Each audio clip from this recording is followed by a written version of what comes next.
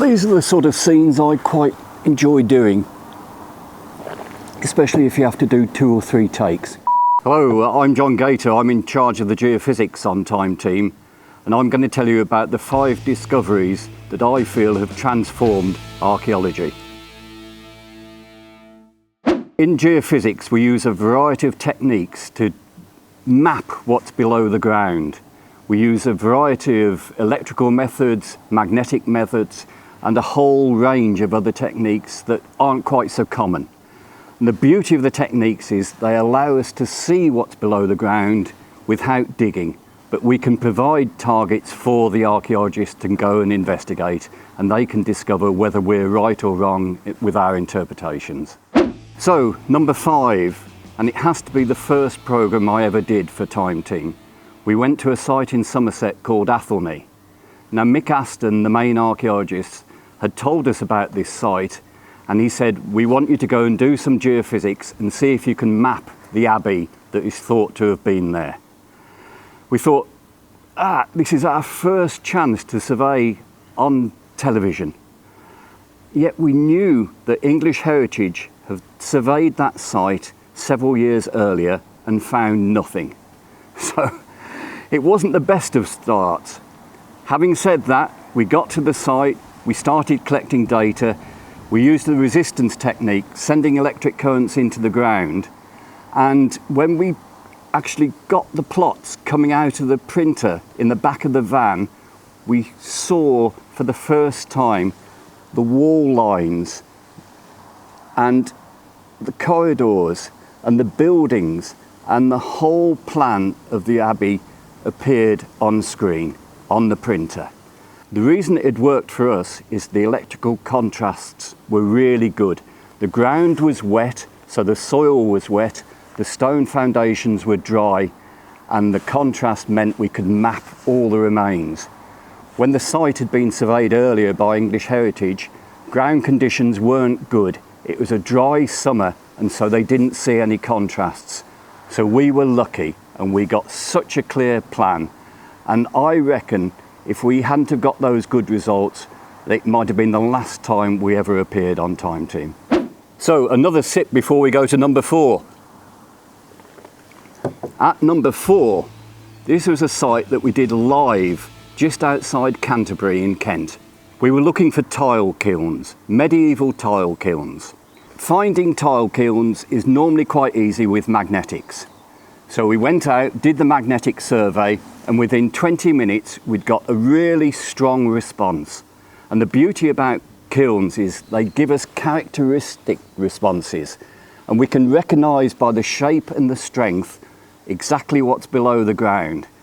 We got these clear, strong responses, a double kick as we went over what we thought were the 2 walls of the kiln. We then thought we'd go in with some radar. We did a transect with the radar over the magnetic response, and the radar showed what appeared to be a void below the surface. And we thought, have we really got an intact kiln? So the excavation started, Krenza opened a trench, and within half an hour or so, just below the topsoil, she found a void. They found a camera on the end of a stick, a sort of stethoscope, fed the camera into the ground, and as the camera went into the ground, the picture of this intact kiln from I think the 11th, 12th century appeared, and we had got an intact tile kiln. Not bad for a couple of hours' work. So, my third choice. This was a special site. It was a Roman site, and we were working outside Ribchester in Lancashire. And there's a Roman settlement, and we were working on an old school playing field. And we were asked to look for a Roman road and ditches that might be part of the settlement. And Mick got us to survey a narrow strip with resistance, and that's where we send the electric currents into the ground. And we actually started to see these lines that were going straight and then turning through right angles. Now, anybody that knows anything about Romans, they did everything in straight lines and right angles. So when we got the first ditches that went along, turned through a right angle, we thought, we're onto the goods. We've got the Roman settlement. And we did a scene in front of the cameras showing what we thought were these Roman ditches. Job done, we thought. Mick said, go and do another strip, see if you can get a bigger picture. So we expanded the survey, and then we started to get this curve. Bit worrying. And then this isolated blob. And then as the survey expanded, these straight lines and curves started to form the perfect picture of a football pitch. There was nothing visible on the ground. What we'd been mapping is the old white lines that had been used to mark out the football pitch. They'd used lime, and lime had changed the moisture content of the soil. So we've been mapping the old white lines. You couldn't see any of them anymore. So our Roman settlement turned out to be a school football pitch. You can't win them all, but what it tells you is that don't jump to your guns when you're coming to interpret geophysical data. You need as wide a picture as possible to understand what's going on. So we didn't fall for that trap again. So we're getting there. My second to last choice, Brancaster in Norfolk. This was the last programme we did on Time Team. We did a complete survey, magnetic survey of the Roman fort, and got some stunning results. We extended the survey and planned the vicus, that's the settlement outside of the fort. And we could see streets, buildings, a really clear picture. And what we'd been experimenting with over the years was using radar. And Jimmy Adcock came in, and the first time in quite a while, we did a big area survey. So we did a sample strip across the middle of the fort, and the clarity of the results Jimmy produced are the best results we've actually had to this day.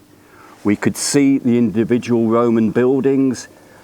The detail was such that we could see hypercourse systems, we could see a possible well in the middle of the Principia building, we could see buildings, the Mancio on a different alignment. The detail was fantastic. But we were really pushing the technique at that time. And I'm talking about 2012.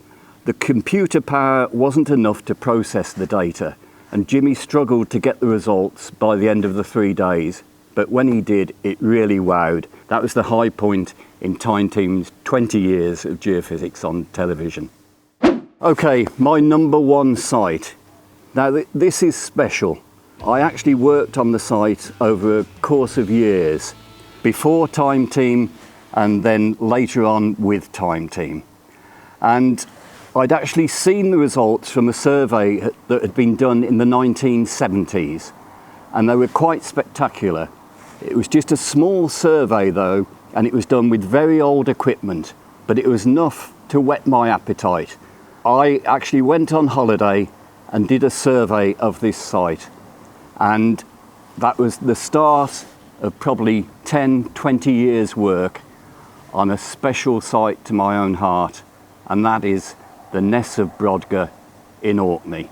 But it's not just a site, it's a whole landscape. We went to the stones of Stenness, where this initial survey had been done, resurveyed it. Actually, in my holidays, we got a clear plan of the Henge monument, the standing stones. But also there were these really strong responses which turned out to be igneous dikes crossing the site. And they sort of confused the results, but they also enhanced the picture that we got. And that, in effect, was the start of a large landscape survey that extended over several tens of hectares and eventually several hundreds of hectares. And it was the Neolithic heart of Orkney, which became a World Heritage Site.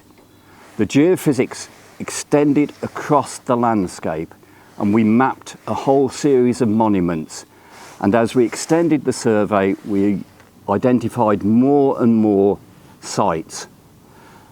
Then we got to the Ness, a narrow peninsula of land between the ring of Brodgar and the stones of Stenness. And the instrument started going wild, for want of a better description. We got really strong responses. And at first we thought, we've got more igneous geology. We've got these igneous dikes crossing the peninsula. Then as we stood back and looked at the detail, we started to see buildings. We extended the survey and there was a clear limit to these buildings. And what we'd mapped was a Neolithic complex that was then excavated over a 20-year period. The Ness of Brodgar has changed our understanding of Neolithic archaeology in Western Europe, if not throughout the world. And it was just brilliant to have discovered the site and to be involved with the progress over all those years. And this year, we went back with Time Team and we did a complete GPR survey over the Ness. And the results, well, the results are as stunning as that first magnetic survey. But I can't tell you more because that's going to be a Time Team special.